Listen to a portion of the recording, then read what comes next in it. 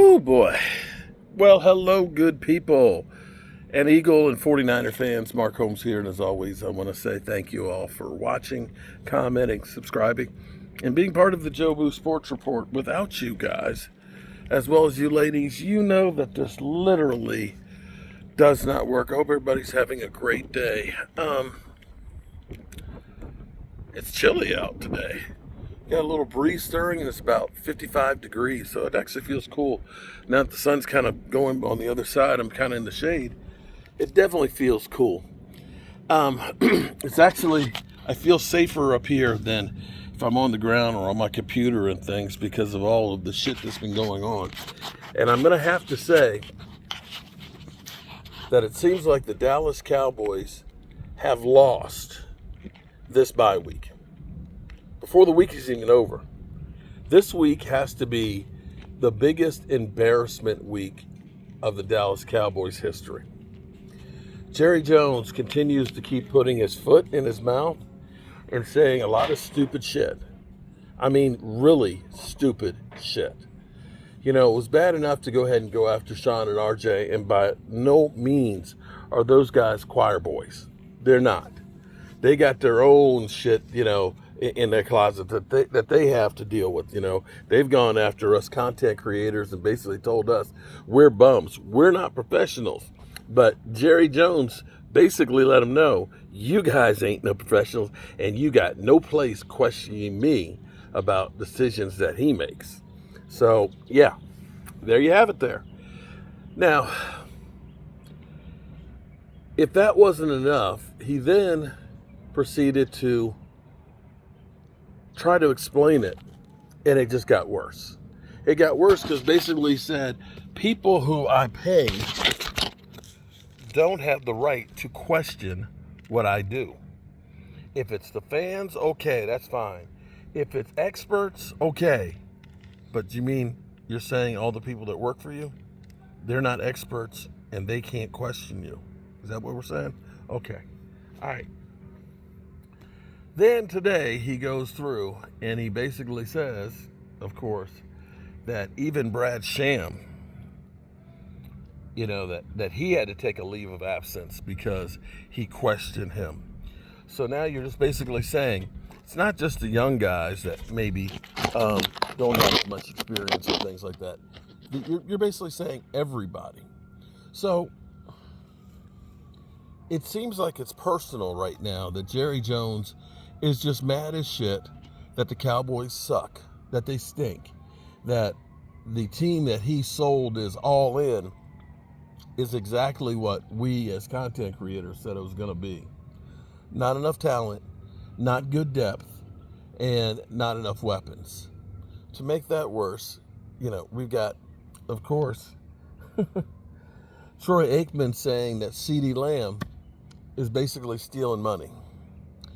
That CeeDee Lamb is lazy on his roots and so on, and we know that CeeDee has a tendency to check out and pout.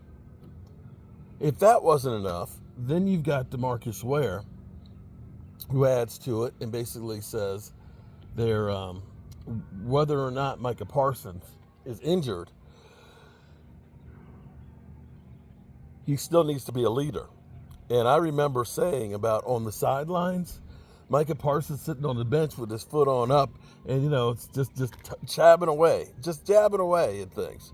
And then the next day, yucking it up with Big Play Slay, about how the Lions were literally putting offensive linemen in as wide receivers and just beating us down and just acting like it was a big joke. So where do we go from here? I don't know that. I doubt that Jerry Jones would step down.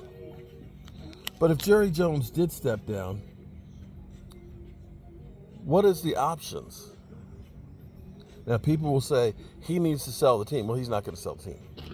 Why would he sell the cash cow that keeps giving regardless of what happens with the team? He ain't selling the team.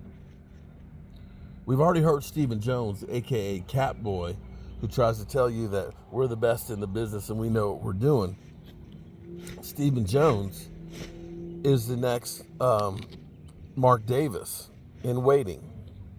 Yeah, Mark Davis. Suck on that. If he is Jerry Jones number 2, and he's going to take over, he's already told us that him and Charlotte will probably take less risks than Jerry did. I don't know how you can take less risk. I honestly don't know. How can you take less risk? You mean you won't sign the Eric Kendricks? Is that less risk? So I say this to say, be careful what you wish for, because you might just get it.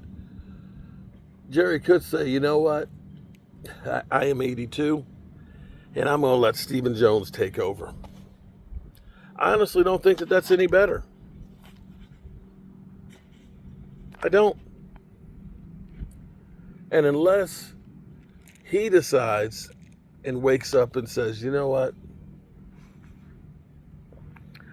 We've done it for 30 years the same way, and we ain't won shit. Admits that he screwed the pooch, getting rid of Jimmy. Then it doesn't matter. None of it matters. None of it gets better.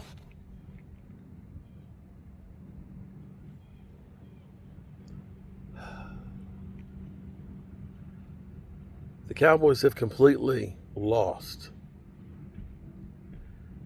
You start seeing teams now earlier than usual, 3 weeks before the trade deadline, making moves left and right to try and get themselves in position. Teams that are in better shape than we are, that have more weapons and things, continue to try and amass them.